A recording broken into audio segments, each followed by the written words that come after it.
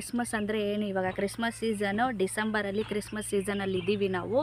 ಇವಾಗ ಎಲ್ಲರೂ ಅವ್ರವ್ರ ಚರ್ಚಲ್ಲಿ ಚರ್ಚ್ ಕ್ಲೀನಿಂಗು, ಪೇಂಟಿಂಗು ಮತ್ತು ಕ್ಯಾರಲ್ಸ್ ಟೀಮು, ಡ್ಯಾನ್ಸ್ ಟೀಮು ಮತ್ತು ಎಲ್ಲ ರೆಡಿ ಆಗ್ತಾ ಇರ್ತಾರೆ.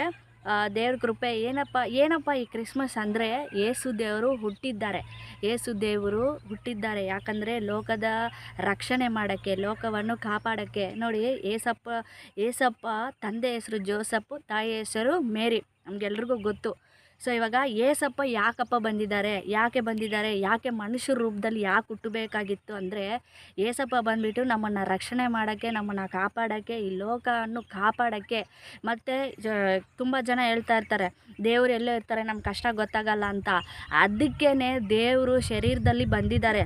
ನಮಗೆ ಯಾವ ಥರ ಕೈ ನೋವು, ಕಾಲು ನೋವು, ಹೊಟ್ಟೆ ಹಸಿವು, ತಲೆನೋವು ಎಲ್ಲ ಬರುತ್ತೋ, ಏಸಪ್ಪನೂ ನಮ್ಮ ಕಷ್ಟಗಳನ್ನ ನೋಡಿದ್ದಾರೆ, ನಮ್ಮ ಥರನೇ ಬಾಳಿದ್ದಾರೆ, ನಮಗೋಸ್ಕರ ಹುಟ್ಟಿದ್ದಾರೆ. ಹಲ್ಲೆಲೂಯಾ. ಇನ್ನೊಂದು ಬಂದುಬಿಟ್ಟು ದೇವರು ಯಾವತ್ತೂ ಜನಗಳ ಕಷ್ಟನ ಅರಿತುಕೊಂಡಿದ್ದಾರೆ. ಗೊತ್ತಿದೆ ದೇವ್ರಿಗೆ, ಅರಿತುಕೊಂಡು ನಮ್ಮ ಕಷ್ಟಗಳನ್ನ, ನಮ್ಮ ನಷ್ಟಗಳನ್ನ ಅರಿತುಕೊಂಡು ಬಂದಿದ್ದಾರೆ. ಆ ವಾಕ್ಯ ಏನಪ್ಪ ಅಂದರೆ ನೋಡಿ, ಇವಾಗ ಲೂಕ 19:10 ಏನಿದೆ ಅಂದರೆ, ಮನುಷ್ಯ ಕುಮಾರನು ಕೆಟ್ಟು ಹೋಗಿರುವುದನ್ನು ಹುಡುಕಿ ರಕ್ಷಿಸುವುದಕ್ಕೆ ಬಂದಿದ್ದಾನೆಂದು ಹೇಳಿದನು. ಅಂದರೆ ಕೆಟ್ಟು ಹೋಗಿರೋದನ್ನು ರಕ್ಷಣೆ ಮಾಡೋಕ್ಕೆ ದೇವರು ಹುಟ್ಟಿದ್ದಾರೆ. ಹಲ್ಲೆಲೂಯಾ.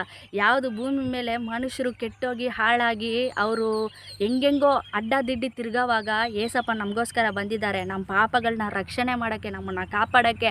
ಈ ಕ್ರಿಸ್ಮಸ್ ಸೀಸನ್ ಅನ್ನೋದು ನಮಗೆ ಒಳ್ಳೆ ಒಂದು ತರುಣ. ಯಾಕಂದರೆ